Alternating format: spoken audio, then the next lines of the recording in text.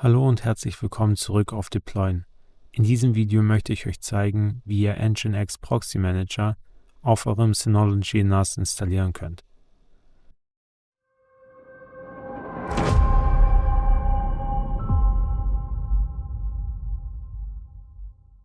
Was wir zuerst einmal machen müssen, ist uns mit dem NAS zu verbinden.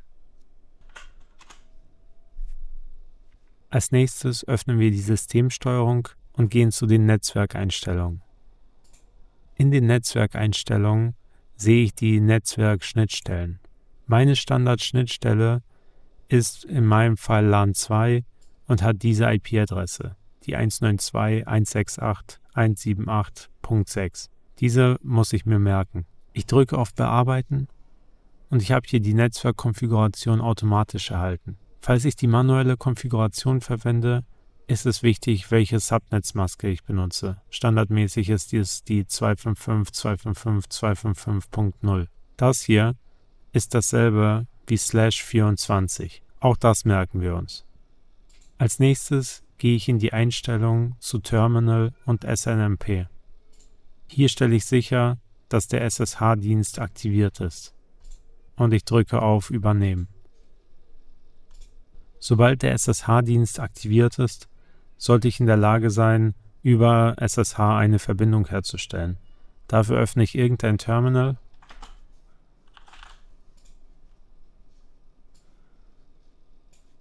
und gebe im Terminal ein SSH, dann das Benutzerkonto auf meinem Synology NAS, in meinem Fall ist es Evgeny, Add und die IP-Adresse. Diese Meldung bestätige ich mit Yes und ich muss mein Passwort eingeben. Jetzt bin ich mit meinem Synology NAS verbunden. Was ich jetzt machen muss, ist sudo -i einzugeben. Jetzt bin ich hier der Root-Nutzer. Ich muss herausfinden, wie die Netzwerkschnittstelle heißt, die ich verwende. Dazu gebe ich ein IP ADDR für Address und ich sehe hier verschiedene Netzwerke. Ganz oben dürfte irgendwo das Netzwerk zu finden sein, das ich momentan verwende, um mich mit meinem NAS zu verbinden. Und ich sehe hier bei mir unter dem Punkt 4. des ETH1 ist das Netzwerk, was verwendet wird mit dieser IP-Adresse. Hier sehe ich auch 192.168.178.6/24. Hier merke ich mir das ETH1. Als nächstes brauche ich irgendeine IP-Adresse in meinem Netzwerk, die noch frei ist. Am besten nehme ich eine, die sich außerhalb des DHCP-Bereichs meines Routers befindet. Das heißt, wenn mein Router zum Beispiel IP-Adressen im Bereich 50 bis 150 vergibt, dann kann ich eine IP-Adresse aus dem Bereich 151 bis 255 nehmen. In meinem Fall ist es so, dass ich die IP-Adresse mit der Punkt 80 am Ende verwenden möchte. Was ich jetzt machen muss, ist ein Netzwerk zu erstellen. Ich schaue einmal, ob Docker installiert ist. Dazu gebe ich einen Docker und ich könnte auch eingeben Docker-V und ich sehe hier, in meinem Fall ist Docker 24.0.2 installiert. Falls das noch nicht der Fall ist, müsst ihr in das Paketzentrum gehen und im Paketcenter müsst ihr den Container Manager installieren. Erst dann seid ihr in der Lage, fortzufahren. Was ich als nächstes machen möchte, ist meine ungenutzten Netzwerke zu löschen. Dazu gebe ich ein Docker network prune und bestätige das Ganze mit Y. Jetzt ist es an der Zeit, ein neues Netzwerk zu erstellen. Ich gebe ein Docker network create --driver. Ich möchte den Mac WLAN Treiber benutzen. Dann gebe ich ein --subnet ist gleich und jetzt ist es bei mir 192.168.178.0/24. In eurem Fall ist hier diese dritte Zahl vielleicht anders. In vielen Fällen ist es eine 1 oder auch eine 0, aber ich benutze 178. Dann brauche ich ein Gateway, also gebe ich ein --Gateway und es ist gleich 192.168.178. Und hier ist halt die Frage, wo befindet sich euer Router? Bei mir ist es Punkt 1, was auch standardmäßig der Fall ist. Falls ihr aber euer Gateway woanders habt, müsst ihr hier eine andere IP-Adresse eintragen. Danach definiere ich noch mit --IP-Range ist gleich die IP, die ich verwenden möchte. Das heißt, ich gebe jetzt ein 192.168.178.180, weil diese IP-Adresse in meinem Fall noch frei ist.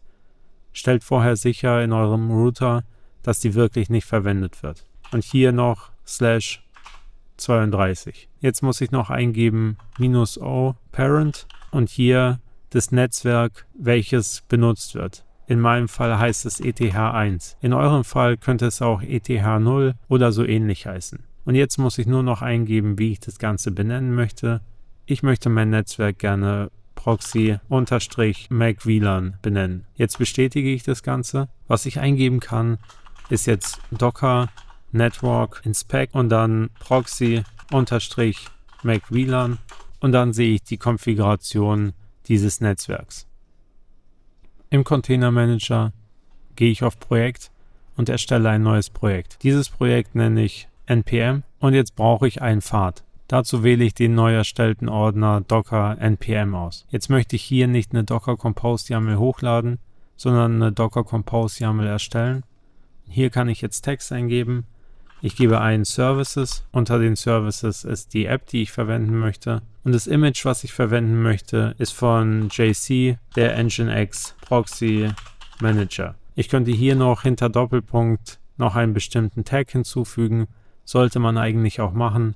Ich lasse es hier an dieser Stelle trotzdem sein.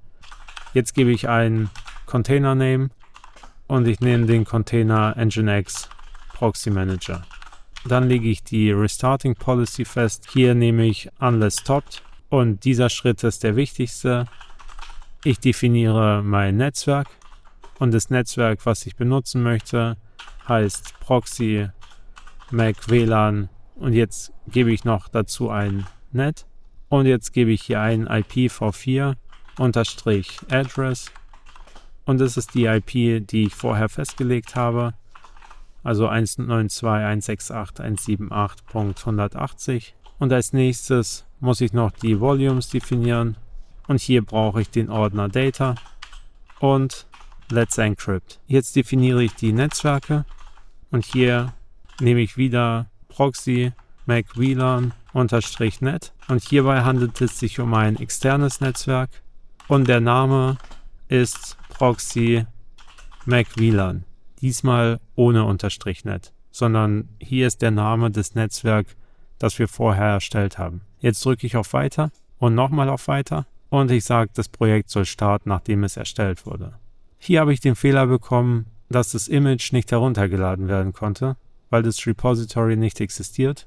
Das stimmt. Ich öffne nochmal das Projekt npm, gehe zum YAML-Konfigurator und das Projekt heißt nicht JC, sondern JC21. Das speichere ich und sage Projekt erstellen und starten. Jetzt kriege ich irgendwie überhaupt gar keine Meldung, was mich auch wundert. Hier kriege ich den Fehler, das Projekt npm kann nicht erstellt werden, der Status ist rot und ich habe den Fehler Bind Mount failed, der Ordner existiert nicht. Das ist richtig. Ich gehe wieder in die Filestation in den Ordner Docker npm. Und was ich jetzt erstellen muss, ist der Ordner Data und der Ordner Let's Encrypt. Hier drücke ich auf OK, gehe wieder in den Container Manager und versuche das Ganze nochmal zu starten. Drücke hier auf Erstellen. Jetzt kriege ich hier den Exit Code 0. Das Problem ist aber, der Container wird hier immer wieder unerwartet beendet. Das heißt, wir können mal gucken, was ist passiert und gehen ins Protokoll. Und hier sieht man, der Error ist etc Let's Encrypt is not mounted. Ich gehe in die YAML-Konfiguration, ich stoppe den Container. Er ist gar nicht gestartet, sondern was ich jetzt hier an dieser Stelle machen kann, ist hier etc hinzuschreiben, damit die Einstellung richtig ist. Also der Let's Encrypt Ordner von meinem Host soll im Container in etc Let's Encrypt gemountet werden. Ich stoppe den Container, ich drücke hier unten auf Speichern und jetzt möchte ich, dass das Projekt erstellt und gestartet wird. Hier sehe ich jetzt, der Container wurde gestartet. Ich schließe dieses Fenster und gehe zum Container. Diesmal scheint der Container nicht immer wieder abzustürzen. Was ich jetzt machen kann, ist zu versuchen, diese Seite aufzurufen.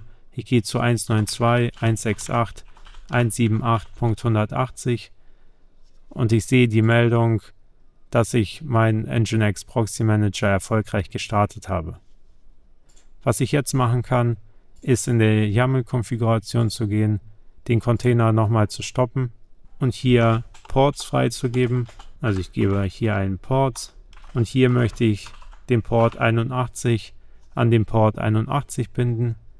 Ich drücke auf Speichern, Projekt erstellen und starten. Jetzt ist der Container wieder gestartet. Ich versuche die Seite nochmal zu erreichen. Das funktioniert und jetzt kann ich zu Port 81 gehen. Und hier sehe ich meinen Nginx Proxy Manager. Hier kann ich mich mit admin@example.com und dem Passwort ChangeMe auch anmelden. Oder auch nicht. Ich gehe in die Dokumentation. Auch admin@example.com sollte eigentlich richtig sein. Vielleicht habe ich aber das Passwort falsch eingegeben. Und jetzt bin ich angemeldet und habe meinen Nginx Proxy Manager auf meinem Synology NAS. Damit endet auch dieses Video. Ich hoffe, es hat euch geholfen. Über ein Like würde ich mich freuen. Vielen Dank fürs Zusehen und bis zum nächsten Mal.